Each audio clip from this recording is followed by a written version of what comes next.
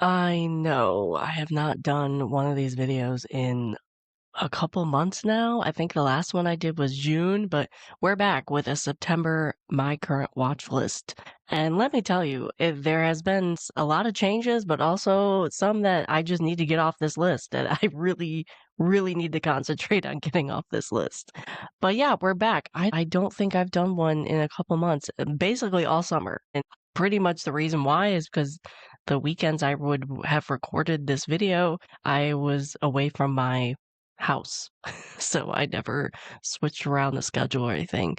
But I didn't want to miss another month, and I would have if I didn't switch out the schedule in September. And yay, now I get to talk about my current watch list, which, as I said, we have many changes, but also some that have stuck around. And I'm watching a lot. I'm watching a fair amount of stuff, and more I will be adding in the next month or so. But I'm happy to be back. I'm happy to be talking about current watch list stuff. In October, I hope to concentrate on the couple dramas that I really need to get off my watch list. The goal is to get them off my watch list by the end of the year, because I don't want to drop them, because I like them still. The goal is to get them off by the end of the year, all while watching other stuff, obviously. So if you have never been to one of these videos and have never seen my face before, this is a video about my current watch list where I talk about everything that I'm currently watching, from Korean dramas to Chinese dramas to Thai to variety shows, just everything I'm currently watching, and then my opinions on them and if I would recommend them. And then at the very end, I'm going to be talking about what I plan to add to my current watch list, because there's always something I am planning to add. So we're going to dive right into the Korean dramas that I am currently watching. I'm currently watching two, one on air, the other I should have finished by now, but I have not. I started Queen Mantis. That is the new Korean drama that started airing yesterday. I've watched the first episode. If you guys have no idea what this drama is about, it stars Go Hyung-jun as Jung Yi-sin, and then we have Jang Dong-yoon, who is one of my favorite Korean actors ever, which is why I am watching this. He stars as Cha Soo-yul, who is a police officer. And the gist of this drama, not to go into like super big details, is we have Go Hyung-jung's character. She is a serial killer whose nickname is Queen Mantis or Mantis, and she brutally murdered 5 men 20-something years ago, before this drama even started. And Jang Dong-yoon is playing her son, who he hates her like all his life. And we don't particularly know why, other than the fact that she is a serial killer. It is evident in episode 1 that she possibly did something to him or made him do something. Not sure. Hopefully we get more details of that. And he now works as a police officer. And so in the present day, a crime happens, and it is eerily close to the crimes that she did, so they have to enlist her help in catching this person. I'll be interested to see like their dynamic and what happens. It is 8 episodes and it is currently on Netflix and Viki. So I watched the first episode of this. This is one of my most anticipated Korean dramas of the year, mainly because, as I said, I love Jang Dong-yoon. He is a phenomenal actor and really has not done a crime drama. There is one, but he played a high schooler, and in Queen Mantis, he is like an adult. I'm excited to see where this goes. Episode 1 did not disappoint. Jang Dong-yoon's acting was brilliant, but I think the star of episode 1 also, though, was Go Hyun-jung. She was creepy and scary and just weird, as you would think like a serial killer would act. I'm really curious about her motives in the drama, because you can tell she has ulterior motive, and you think it has something to do with her son, but I'm really not sure.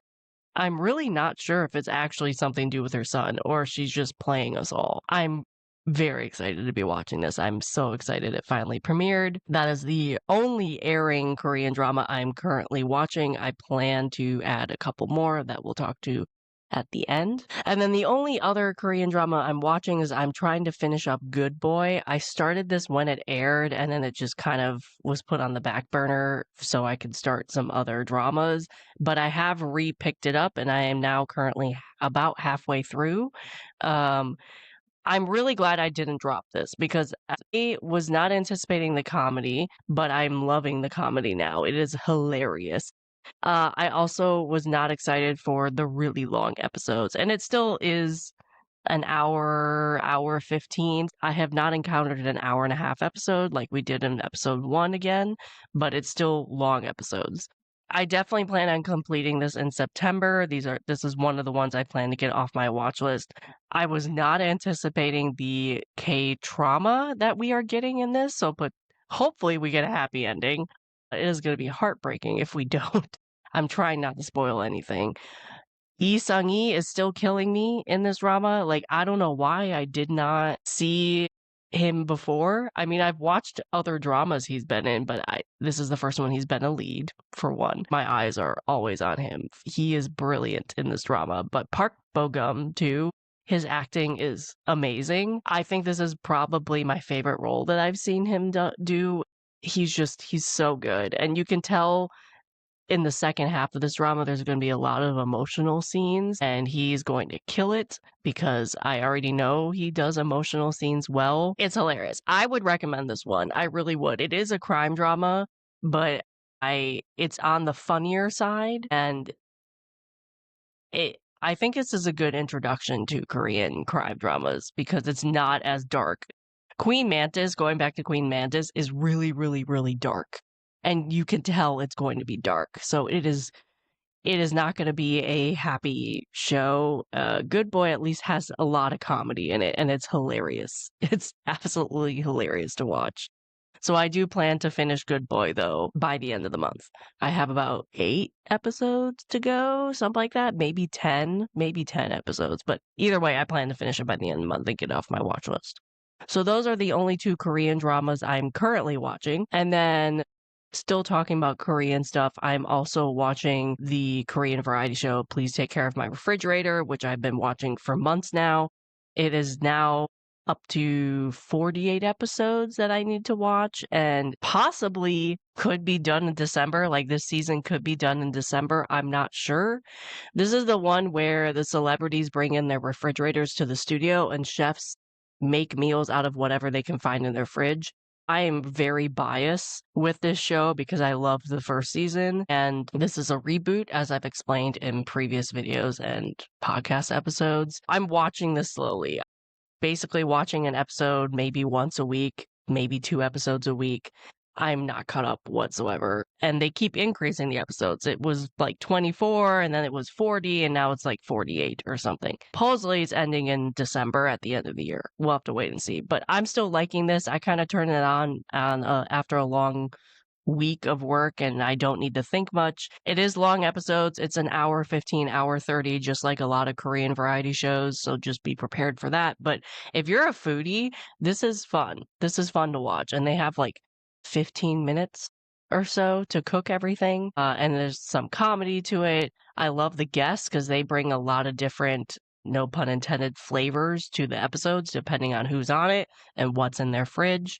We'll always recommend this Korean variety show, but I'm slowly still watching this. It will be on my current watch list probably into 2026 because I'm not caught up whatsoever. We'll have to wait and see if it's extended or not. So that is all of the Korean stuff I'm watching. Then we're going to move to Chinese dramas, and I'm watching a ton of Chinese dramas, probably more than I should be, really. I shouldn't say I'm currently watching. Some are on the back burner, and I'll explain that later, but I'm probably watching way too many Chinese dramas. So the first Chinese drama I'm going to talk about is Medical Examiner Dr. Chin, the Mind Reader. This is the newest season of the Dr. Chin series that I'm choosing to watch and complete for another podcast episode and things. I think I have 2 dramas and a couple TV movies left to watch.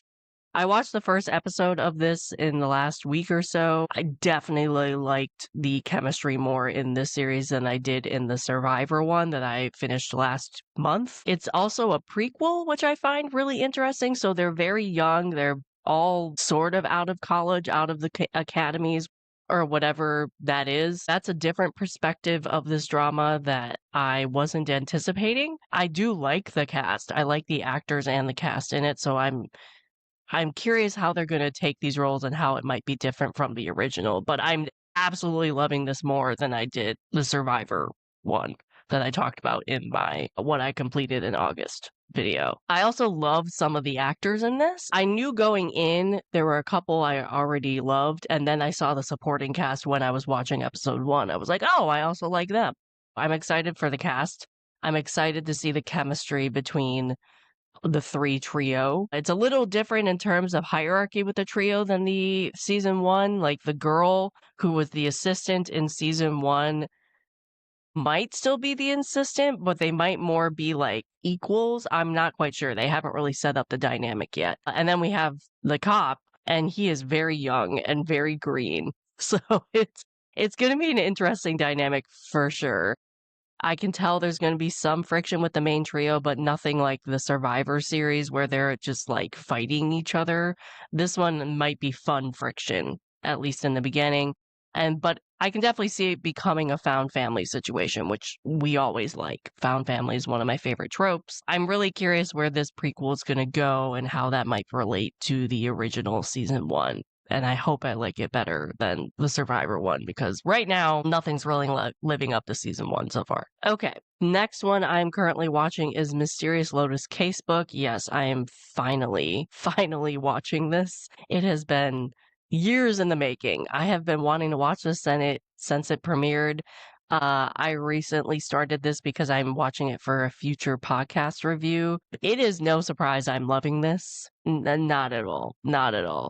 Nobody knows what this C-drama is. This is a Chinese drama that stars Cheng Yi and Joseph Zhang, and then I would say the third person is Zhao Shu Yao. So they make like a trio, basically. Cheng Yi is in present day. He is like a traveling doctor. In his past life that he left, he was a master of this sect. And then Joseph Zhang is a disciple of this sect. And basically, Cheng Yi fought Zhao Shu Yao's character 10 years prior to this drama, and they both were seriously injured. He kind of disappeared from wuxia martial world life. So did Zhao Shu Yao, as we thought, and he is now re-entered the life as a wandering doctor, and he comes across Joseph Zhang's character, and they start teaming up and eventually teaming up with Xiao Shun Yao's character as well as a trio, and they travel around and solve mysterious cases, eventually culminating in them forming a bond and investigating the major mystery, which I'm assuming is their history, like Cheng Yi's character's history with Xiao Shun Yao's character, like why they were fighting at the beginning of the drama. I always love these types of setups for dramas. I always like when you have a traveling trio, minimal romance type situation. So far, I've watched 7 episodes, I want to say. Five episodes? Maybe 5 episodes. I'm not surprised I'm loving this. I mean, it is rated high for a reason, has the perfect setup for me. You have a trio of men, bromance potential, traveling around, investigating mysteries. Like, that is the Chinese drama that I always like watching. And there's countless of them that I still need to watch. It's right up my alley, basically, and I am not surprised I'm loving it. First off, this Chinese drama opens up with an epic sword fight, which I wasn't anticipating. I love Cheng Yi's character. He is probably going to be my favorite in the drama. He's very observant. He is clever. I love how smart he is. Joseph Zhang complements his character well because his character is funny and wears his heart on his sleeve and seems very loyal. So the bromance that is probably going to exist in this drama is going to be probably a favorite of mine. I can just see them working together well. So I'm currently watching Mysterious Lotus Casebook. I'm liking it so far. I'm excited to watch more of it. The next 2 I'm going to talk about have been on the back burner. These are the 2 that I want to finish by the end of the year. I just have not watched them. Lover or Stranger at this point, I probably should restart it. I've only watched like the first 2 episodes or something, and it's really been on the back burner due to me getting other stuff off my watch list or watching things with more priority. But I don't want to drop it. I'm still intrigued by what I watched in the first 2 episodes. I'm curious about the chemistry. I'm curious about the mystery they set up. I'm curious where the story's gonna go. So I don't want to drop this drama, but I really have nothing more to say because I haven't watched more. Same with Love and Pavilion, still only on like the first 2 or 3 episodes. And again, I don't want to drop this because I liked what I watched when I first started this. I'm not far into it, so I probably have to restart it as well. I love a good Shansha drama though, and I have heard good things about this. I like the cast, I like the 2 leads. I want to see their romance in this drama. So I'm planning on still sticking with this and finishing it by the end of the year. That is the goal. I don't want to drop either one of these. And then the last Chinese drama I'm watching, I started because I am going to be recording a podcast episode for it, and that is Coroner's Diary. I've heard great things. I've been looking forward to it for a while. I love Landy Lee. I think she's a great actress. I'm really curious what she's going to do with this drama. I watched the first episode. Naturally, I love the first episode. Again, this is a drama I'm not surprised I'm going to like. It's a coroner, it's a crime drama, it's a historical crime Chinese drama. Those are 3 things I always like about a C-drama. I've heard really good things about this. I've heard it's a sleeper hit in 2025, so I'm excited to watch more of it. Episode 1 did not disappoint. I already love the second female lead, Princess Ying Ning. Her personality is fantastic, and I really, really hope she gets a second, lead romance because I love her character so much, and it's only been episode 1. This is my first drama with Aoru Peng, so I didn't really have expectations, but I do like his chemistry with Landy Lee. So I'm excited to see their chemistry blossom and him work with her on the cases and everything. I just don't really have an opinion of him because I haven't seen any of his other dramas. I also haven't heard much of what people's opinion of him are, so it's hard to gauge what I'll think of him, but I don't think he's bad. I mean, his acting was great in episode 1. As I said, I like his chemistry with Landy Lee. I'm looking forward to their romance. If it has a romance, I'm assuming this drama will have a romance. I am just happy to be watching historical mystery again. I haven't watched a historical mystery drama in a while, and half of the reason is I don't want to watch all of them and not have any to watch anymore, which is crazy because there's just a long list of historical romances or historical mysteries and romances that I'm never going to run out of dramas to watch at this point. But that is the Chinese dramas I'm currently watching.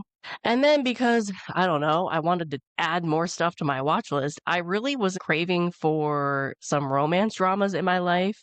And then I also realized I just had not watched a lot of Japanese dramas this year, that I decided to start 3 Japanese dramas in the last week, mainly because I wanted more romance. So the first one I started is a BL Japanese drama that I think came out a couple years ago. Let me check. Yeah, a couple years ago. It came out in 2023. And this one, really, I started because I noticed it was on YouTube. Before, I wanted to watch it when it came out, and I never had access to it with subs or anything. I noticed that there was somebody who uploaded it on YouTube with subs, and that is Our Dining Table. This is a BL, and it follows Yutaka. That's one character's name. Inukai Atsuhiro. Inukai Atsuhiro plays Yutaka, and Yutaka is like a corporate salaryman, like your basic corporate guy, and all he does is work and eat. And he happens to meet 2 brothers. The older brother is Minaru, who is played by Ujima Hiroki. I apologize if I'm butchering any of these names. And then the younger brother, really younger brother in elementary school, Tane. So he meets these 2 brothers, and the younger brother happens to eat his lunch one day. And afterwards, the younger brother really wants to have Yutaka come over to their house and teach them how to cook. So Yutaka is basically there every weekend, every other weekend, teaching them to cook. And so it's their relationship through food and through this relationship with the younger brother that it's a BL. Remember being excited to watch this Japanese drama due to the food aspect. I love dramas that have to do with food, and I really need to watch more of them. So I was really excited to see this on YouTube, and I was like, well, I thought to myself, I need to watch this before it gets taken down. It might be taken down. I binged the first 3 episodes, and I absolutely love it. I absolutely love it. I love a good foodie drama. You can see that there's going to be a hint of romance eventually. I can tell this is going to be a healing drama because both of the older males have trauma various trauma, and I love their relationship. Even in the first 3 episodes, I love their relationship so much, and the kid is also cute. So Our Dining Table, I think I will love so much, and I'm really excited to watch more of it. And then we have 2 Japanese dramas that have been talked about a lot this year and have been quite popular this year. First one I'm going to talk about, should be no surprise I'm watching this because a lot of people told me I probably would like it, and that is Usotoki Rhetoric. This is a historical Japanese drama in the Showa era, and it stars Suzuka Oji and Matsumoto Honoka, who's the female lead. Suzuka Oji plays the male lead. He plays Soma, and then Matsumoto plays Kanoko. This is a historical Japanese drama, and it's about a broke detective who discovers this female lead, and this female lead has the strange ability to detect lies. And he notices she has this ability, and they team up to solve these cases. To no one's surprise, I'm liking this a lot. And a lot of people have talked about this already. A lot of people have watched this. I guess it's my turn now. I watched the first episode. I can see why a lot of people love it.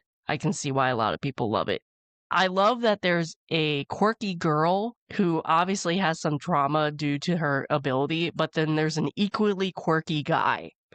And I can tell that their partnership is going to be fun and interesting to watch. It is a mystery Japanese drama, so again, another plus where I obviously am going to like this. Potential romance, but I could do without the romance too. I'm going to like their partnership. There's also found family because there's a restaurant next to his detective agency that I'm sure they're going to hang out in a lot. I also love the messaging we're already getting of like, you don't have to hide your abilities, you should be yourself, that type of thing. I can see those messages coming through in this Japanese drama. I'm excited to watch more of this, and to no one's surprise, I loved the first episode. And then the other one that I started, which I started this because Vicky now has all of the episodes out. I don't know if I'm going to like this one, but I did like the first episode, so I want to continue. I do like romance Japanese dramas, so it wouldn't surprise me if I like this one, but I am reserving my opinion on it. I did like episode 1, though. It just was not what I was anticipating. Because I went in without watching a trailer. And that is A Calm Sea and Beautiful Days with You. This is on Viki, 10 episodes. It stars Yoshin Kyoko and Honda Kiyoya. Natsumi is played by Kyoko, and then we have Takimasa, or Taki, who is the male lead. Basically, Natsumi, she marries a Navy officer, but he's at sea, so she's essentially marrying a picture. They don't meet at their wedding, and she has never dated anybody, has never had a romantic relationship, and all of a sudden she has this marriage. He meets her after the marriage, and it's just them. It's a love after marriage relationship. He wasn't present at their wedding. He shows up like 2 weeks later, and she's already in their house and everything. And so they have to navigate married life when they both have never had a romantic relationship, and they're also very awkward with them themselves. I was not anticipating the comedy in this because they're both awkward, and so a lot of the dialogue is in their heads, and it's like how they react to certain situations. The actress playing Matsumi, her facial expressions are hilarious.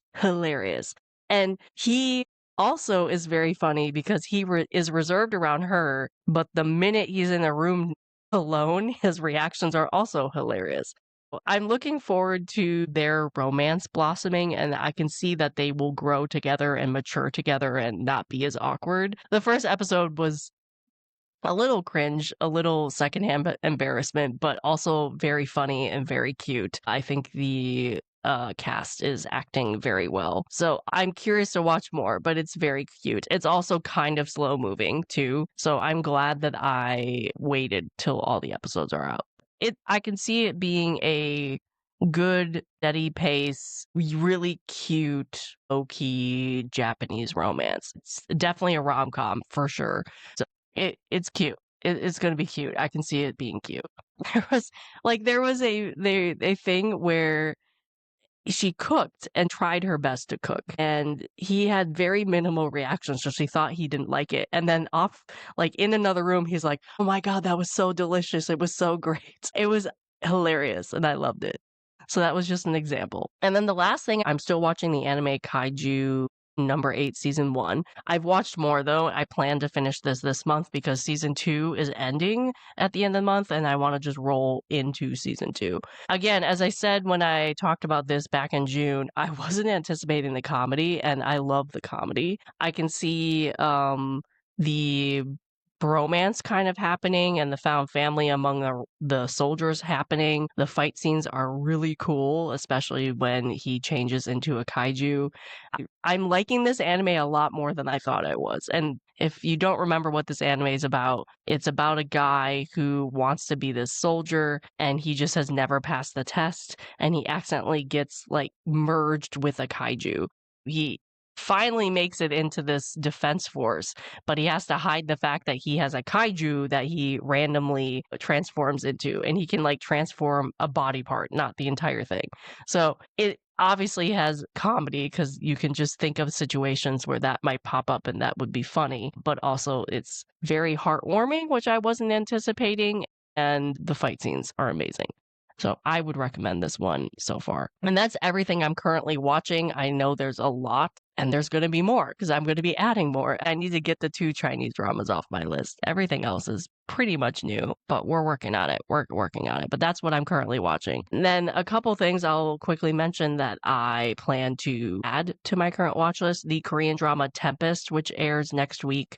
I'm finally getting back to watching some on-air Korean dramas. Tempest, I plan to watch. I also need to start Summer Strike, which is a Korean drama from a couple years ago, maybe 3 years ago, something like that, for a podcast episode.